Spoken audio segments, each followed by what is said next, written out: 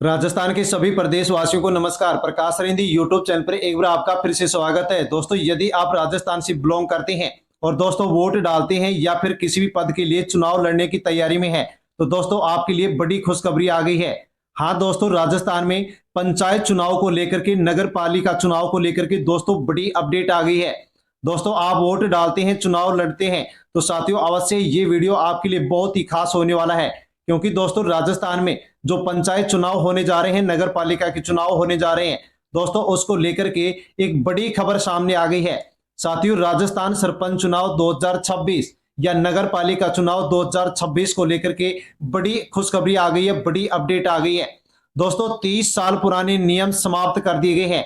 हाँ दोस्तों, आप सही सुन पा रहे हैं। राजस्थान में भजनलाल सरकार के द्वारा पंचायत चुनाव और नगर पालिका चुनाव को लेकर के दोस्तों बड़ा फैसला ले लिया गया है।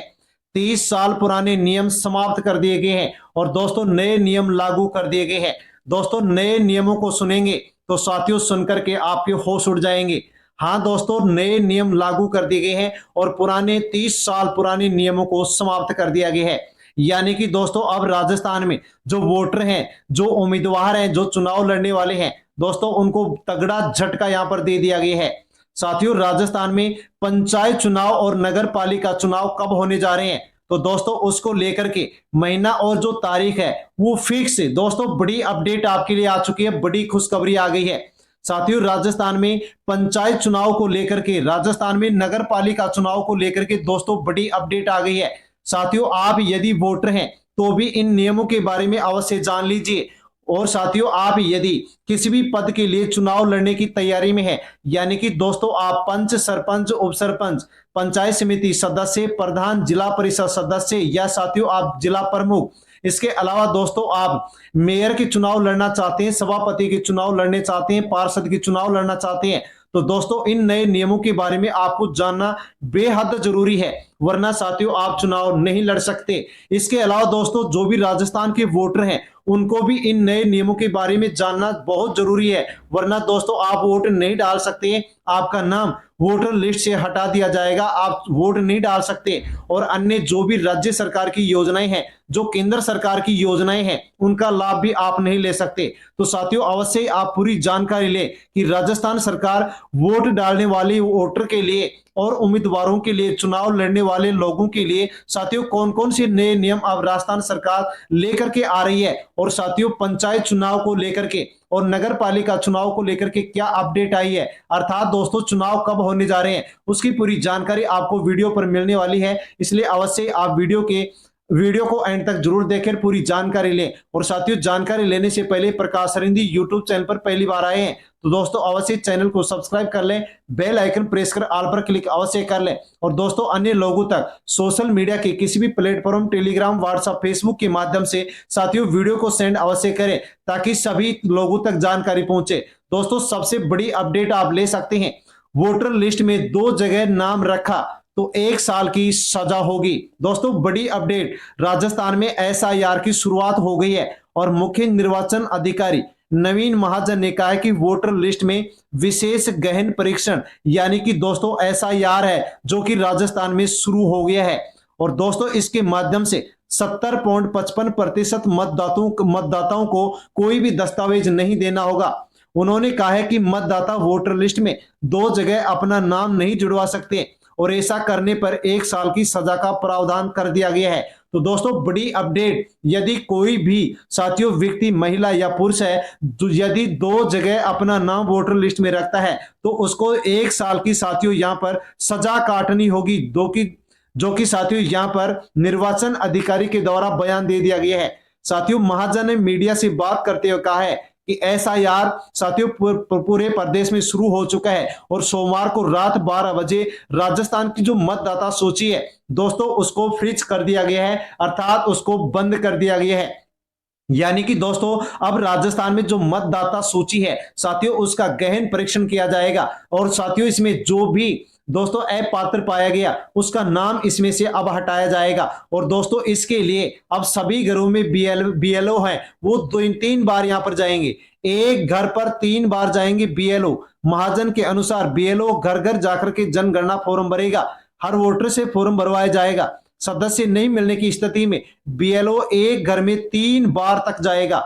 दोस्तों बड़ी अपडेट, आप भी वोट डालते हैं तो साथियों अवश्य ही इस एसआईआर के बारे में अवश्य जान लीजिए, क्योंकि दोस्तों यदि नहीं जानते हैं तो आपका नाम हटा दिया जाएगा और आप वोट नहीं डाल पाएंगे। दोस्तों बताया गया है कि 4 नवंबर से 4 दिसंबर तक दोस्तों यहां पर कहा गया कि मतदाताओं की जानकारी ली जाएगी। ड्राफ्ट वोटर लिस्ट का प्रकाशन 9 दिसंबर को किया जाएगा। इसके बाद आपत्तियां प्राप्त की जाएंगी और 9 दिसंबर तक से लेकर के 8 जनवरी तक साथियों यहां पर जो भी नागरिक हैं वो अपना नाम वोटर लिस्ट में जुड़वा सकते हैं, संशोधन करवा सकते हैं और दोस्तों जो मृत हो चुके हैं वो नाम हटवाया जा सकता है। इसके अलावा जो अपात्र हैं वो भी अपना नाम हटवा सकते हैं और दोस्तों इसके बाद में फिर इसका वेरिफिकेशन होगा और दोस्तों फाइनल जो वोटर लिस्ट है उसका प्रकाशन 7 फरवरी 2026 को किया जाएगा। तो दोस्तों अवश्य ही आप एसआईआर में भाग जरूर लें, वरना आपका नाम वोटिंग लिस्ट से हटा दिया जाएगा और आप वोट नहीं डालेंगे और किसी भी योजना का लाभ भी नहीं ले पाएंगे। अब दोस्तों इस प्रक्रिया को आप जरा यहां पर समझ सकते हैं कि दोस्तों एक बीएलओ आपके घर पर 3 बार आएगा, यदि आप नहीं मिलते हैं तो 3 बार आपके घर पर आएगा। साथियों इस एसआईआर में वोटरों को दोस्तों 2 श्रेणियों में बांटा गया है। साथियों वोटरों को 40 साल से अधिक व 40 से कम उम्र की कैटेगरी में बांटा गया है। 51% वोटरों का साथियों पहले ही सत्यापन वेरिफिकेशन हो चुका है और जिनका नाम 2002 की लिस्ट में नहीं है साथियों उनको यहां पर दस्तावेज देना होगा, यानी कि 2002 की लिस्ट में यदि आपका नाम है तो आपको कोई भी डॉक्यूमेंट्स नहीं देना होगा और यदि 2002 की लिस्ट में आपका नाम नहीं है तो दोस्तों आपको यहाँ पर दस्तावेज यानी कि डॉक्यूमेंट्स आपको देने होंगे। साथियों किस प्रकार से देने होंगे, तो यदि आपकी 2002 की लिस्ट में आपका नाम है तो आपका सत्यापन हो चुका है, वेरिफिकेशन हो चुका है और यदि आपका नाम नहीं है तो दोस्तों आपको यहाँ पर डॉक्यूमेंट्स देने होंगे। साथियों खुद का डॉक्यूमेंट्स, अपने माता पिता का डॉक्यूमेंट्स आपको यहाँ पर देना होगा, तभी आपका नाम वोटिंग लिस्ट में रहेगा। नया नाम जुड़वाना चाहते हैं तो जुड़ेगा, वरना नहीं जुड़ेगा और पहले से जुड़ा हुआ भी है और आप डॉक्यूमेंट्स नहीं देते हैं तो दोस्तों आपका जो नाम है वो हटा दिया जाएगा। जो भी अपात्र लोग हैं उनका नाम भी दोस्तों इस एसआईआर से अब हटाया जाएगा और उसके बाद में दोस्तों यहां पर बताया गया कि 7 फरवरी को दोस्तों लास्ट फाइनल यहां पर वोटिंग लिस्ट जारी कर दी जाएगी। साथ ही इसके अलावा आप जान सकते हैं कि नए प्रावधान किए जा रहे हैं। 2 से ज्यादा बच्चों पर भी लड़ सकेंगे निकाय और पंचायत के चुनाव। मंत्री बोले सरकार विचार कर रही है, सरकारी कर्मचारियों को छूट तो फिर जनप्रतिनिधियों को छूट क्यों नहीं दी जा रही है। यानी कि दोस्तों सरकारी कर्मचारियों के ऊपर भी प्रतिबंध लगाया गया था, लेकिन सरकारी कर्मचारियों को 2 बच्चों की छूट दे दी गई है तो और जनप्रतिनिधियों को नहीं दी गई है। तो दोस्तों इसका विरोध हो चुका है और सरकार दोस्तों अब इसके लिए प्रस्ताव तैयार कर चुकी है और दोस्तों इसके ऊपर अब यहां पर सरकार की ओर से नए प्रावधान जोड़े जा रहे हैं। साथियों मौजूदा प्रावधान क्या है, यानी कि कौन चुनाव लड़ सकता है और कौन चुनाव नहीं लड़ सकता, दोस्तों वो आप जान लीजिए। उसके बाद में हम जानेंगे कि कौन कौन से नियम बदलने जा रहे हैं और कौन कौन से नए नियम लागू होने जा रहे हैं। तो दोस्तों सरकार ने पंचायत राज और नगर पालिका कानून में संशोधन करके 27 नवंबर 1995 के बाद 2 से ज्यादा संतान होने वालों को चुनाव लड़ने से अयोग्य करार दे दिया था। 27 नवंबर 1995 को 27 नवंबर 1995 के बाद अगर किसी के तीसरा बच्चा है तो वह पंच, सरपंच, उप सरपंच, पंचायत समिति सदस्य, जिला परिषद सदस्य, प्रधान, जिला प्रमुख, पार्षद, सभापति और मेयर का चुनाव नहीं लड़ सकता। और अगर किसी ने गलत जानकारी देकर के चुनाव लड़ लिया और बाद में साबित हो गया तो पद चला जाता था और जेल भी होती थी, जो कि दोस्तों राजस्थान के अंदर हजारों की संख्या में यहां पर ऐसे लोगों को जेल भी हुई है। राजस्थान नगर पालिका अधिनियम की धारा 24 में डिस्क्वालीफाई के प्रावधान में इसको जोड़ा गया। 27 नवंबर 1995 से पहले किसी के चाहे कितने भी बच्चे हो उसे चुनाव लड़ने की छूट थी और उसके ऊपर कोई भी बाध्यता नहीं थी। लेकिन दोस्तों 27 नवंबर 1995 के पहले से एक बच्चा है और फिर दूसरी बार जुड़वा बच्चे पैदा हो गए तो उसको चुनाव लड़ने के लिए योग्य माना गया था, यानी कि जुड़वा बच्चों को एक इकाई माना गया था। किसी के 3 बच्चे हैं और एक बच्चा गोद दे दिया तो वह भी चुनाव नहीं लड़ सकता था, ऐसा भी प्रावधान यहां पर किया गया था और गोद दिए हुए बच्चे को भी यहां पर साथियों इसकी संख्या में गिना जाता था। अब दोस्तों नए प्रावधान सरकार क्या लेकर के आ रही है वो आप जान लीजिए। लेकिन दोस्तों हम ये भी जान लेते हैं कि 2 बच्चों का जो साथियों यहाँ पर नियम था, उसको लेकर के राजस्थान की विधानसभा में भी दोस्तों चित्तौड़गढ़ के विधायक चंद्रभान सिंह आक्या के द्वारा दोस्तों यहाँ पर इसको लेकर के प्रश्न पूछा गया था और इस मामले को उठाया गया था। और इन्होंने कहा था कि यहाँ पर राजस्थान के अंदर कर्मचारियों को छूट है तो फिर जनप्रतिनिधियों को छूट क्यों नहीं है।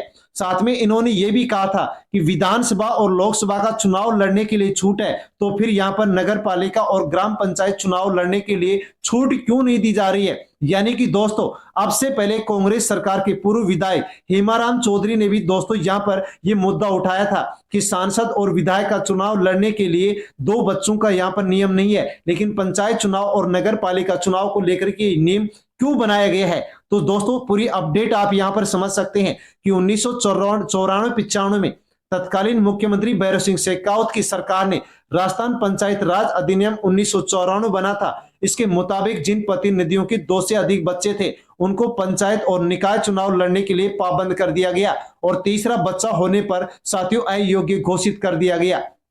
इसके अलावा दोस्तों कर्मचारियों को मिल चुकी है राहत। सन 2002 में 2 से ज्यादा बच्चे होने पर सरकारी नौकरी मिलने का कानून लाया गया था और साथियों इसमें प्रावधान किया गया था कि यदि सरकारी नौकरी लगने के बाद में तीसरा बच्चा होता है तो उसका प्रमोशन 5 साल तक यहां पर नहीं किया जाता था और साथियों 2 बच्चों से अधिक बच्चे होने पर नौकरी भी नहीं दी जाती थी। लेकिन दोस्तों कर्मचारियों को यहां पर छूट दे दी गई और दोस्तों 2018 में वसुंधरा सरकार ने साथियों छूट देते हुए प्रमोशन काल को रोकते हुए दोस्तों 3 साल की यहां पर 2 साल की छूट देकर के इसको 3 साल कर दिया गया। यानी कि कर्मचारियों को छूट दी गई लेकिन चुनाव लड़ने के लिए साथियों जनता को जो जनप्रतिनिधि हैं उनको छूट यहां पर नहीं दी गई। तो साथियों पंचायत और निकाय चुनाव को लड़ने के लिए साथियों यहां पर बाध्यता हटाने के लिए राजस्थान के कई संगठन नेता और जनप्रतिनिधियों ने भी इसकी सरकार से मांग की थी और कहा था कि 2 बच्चों का जो प्रावधान है उसको हटाया जाना चाहिए। और दोस्तों यूडीएच मंत्री जाबर सिंह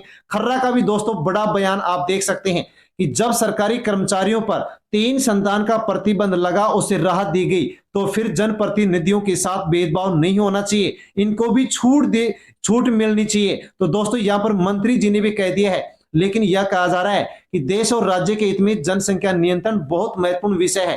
तो जनप्रतिनिधियों और सरकारी कर्मचारियों के लिए 2 अलग अलग नियम है। तो सरकारी कर्मचारियों पर 2 बच्चों का नियम लागू हुआ था लेकिन छूट दी गई तो फिर चुनाव लड़ने के लिए जनप्रतिनिधियों को छूट क्यों नहीं दी गई है। तो दोस्तों आप यहां पर और भी जो बड़ी अपडेट है वो भी आप यहां पर जान सकते हैं। साथियों कर्मचारी और जनप्रतिनिधियों में भेदभाव नहीं किया जा सकता, ये बात राजस्थान के दोस्तों वर्तमान यूडीएच मंत्री जाबर सिंह खर्रा ने कहा है और उन्होंने कहा है कि कर्मचारियों और जनप्रतिनिधियों से हम किसी भी प्रकार से कोई भी भेदभाव नहीं करेंगे। यदि कर्मचारियों को छूट है तो पंचायती राज और निकाय चुनाव के जो भी जनप्रतिनिधि हैं उनको भी हम छूट देंगे। तो दोस्तों मुख्यमंत्री स्तर पर इसकी चर्चा हुई है और साथियों कहा गया है कि हम अपनी कैबिनेट की बैठक के अंदर सभी सदस्यों से इसके बारे में राय लेंगे और फिर इसके ऊपर हम राय लेकर के साथियों यहां पर विचार करेंगे। लेकिन दोस्तों कई नेताओं और संगठनों के द्वारा दोस्तों इसके विरोध में जब आवाज उठाई गई तो दोस्तों अब यहां पर फिर से सरकार की ओर से दोस्तों एक बड़ा अपडेट आ गया है जो आप जान सकते हैं। यानी कि दोस्तों निकाय पंचायत चुनाव में 30 साल पुराना कानून बदलने की सरकार तैयारी कर चुकी है। 2 से ज्यादा बच्चे वाले भी अब सरपंच मेयर बन सकेंगे, सरकार अध्यादेश लाएगी। हाँ साथियों इसकी सरकार की द्वारा तैयारी कर ली गई है। दोस्तों देख सकते हैं कि निकाय पंचायत चुनाव में 30 साल पुराना कानून बदलेगा, 2 बच्चों तक की बाध्यता हटाने के लिए अध्यादेश लाएगी सरकार। दोस्तों यहां पर बड़ी अपडेट आ चुकी है। हाँ साथियों आप यहां पर पूरी अपडेट ले सकते हैं कि आप 2 बच्चे यदि आपके 2 बच्चों से अधिक बच्चे हैं तो भी आप चुनाव लड़ सकते हैं क्योंकि सरकार इस नियम को समाप्त करने जा रही है। और दोस्तों इस नियम को लेकर के इस प्रावधान को लेकर के साथियों सरकार की ओर से ड्राफ्ट भेज दिया गया है। साथियों अध्यादेश का जो ड्राफ्ट है वो भेज दिया गया है, पंचायत राज विभाग को भेज दिया गया है, स्वायत्त शासन विभाग को भेज दिया गया है। अलग अलग प्रस्ताव दोस्तों यहां पर बना करके भेज दिए गए हैं और साथियों कहा गया है कि अध्यादेश को कैबिनेट में रखा जाएगा, मंजूरी मिलते ही अध्यादेश लाया जाएगा और पंचायती राज नगर पालिका में संशोधन किए जाएंगे। और दोस्तों बताया गया कि इसी महीने में यानी कि नवंबर के महीने में अध्यादेश लाया जाएगा और अध्यादेश को 6 महीने के भीतर बिल के रूप में विधानसभा से पास करवाया जाएगा और सरकार बजट सत्र के दौरान 2 अलग अलग संशोधन बिल विधानसभा में रख सकती है और इस बिल को पास कर सकती है और 2 से अधिक जिसके बच्चे हैं वो भी अब राजस्थान में पंचायत और निकाय की चुनाव लड़ सकता है। तो दोस्तों यहां पर और क्या अपडेट है वो भी आप जान सकते हैं। तो साथियों इस नियम के बारे में हमने पूरी जानकारी वैसे ले ली है, लेकिन अभी ये हम जानते हैं कि दोस्तों चुनाव कब होने जा रहे हैं। तो साथियों यहां पर बड़ी अपडेट जो कि यहां पर आप जान चुके हैं और यहां पर आप इसके बारे में दोस्तों पूरी अपडेट ले सकते हैं कि साथियों चुनाव कब होने जा रहे हैं। दोस्तों यहां पर पूरी अपडेट ले सकते हैं। इस महीने अध्यादेश आ सकता है, नवंबर के महीने में अध्यादेश आएगा और अध्यादेश को 6 महीने के भीतर बिल के रूप में विधानसभा में पास करवाया जाएगा। यानी कि दोस्तों 6 महीने तक चुनाव राजस्थान में नहीं होने वाले हैं। नवंबर का महीना चल रहा है, दिसंबर का महीना, जनवरी फरवरी मार्च अप्रैल तक चुनाव नहीं होंगे। यानी कि मई जून में जाकर के दोस्तों राजस्थान के अंदर चुनाव होंगे। दोस्तों आप सरकार की यहां पर मंशा देख सकते हैं कि अब राजस्थान के अंदर जो चुनाव है वो मई जून यानी कि दोस्तों यहां पर 6 महीने बाद में चुनाव होंगे। लेकिन चुनाव किस प्रकार से होंगे तो दोस्तों देख सकते हैं कि पंचायत निकायों के पुनर्गठन को सीएम की मंजूरी दे दी गई है और सभी चुनाव एक साथ कराने की सरकार तैयारी में है। तो दोस्तों मई जून में ये जो चुनाव हैं एक साथ होंगे, यानी कि पंचायत और नगर पालिका के चुनाव राजस्थान में एक साथ होने जा रहे हैं। दोस्तों बड़ी अपडेट थी जिसके बारे में हमने जानकारी ली है। जानकारी अच्छी लगी हो तो वीडियो को लाइक अवश्य कर दें, अन्य लोगों तक वीडियो को सेंड कर दें और दोस्तों हाई पर क्लिक कर दें, चैनल से जुड़ जाएं, सब्सक्राइब कर लें। धन्यवाद।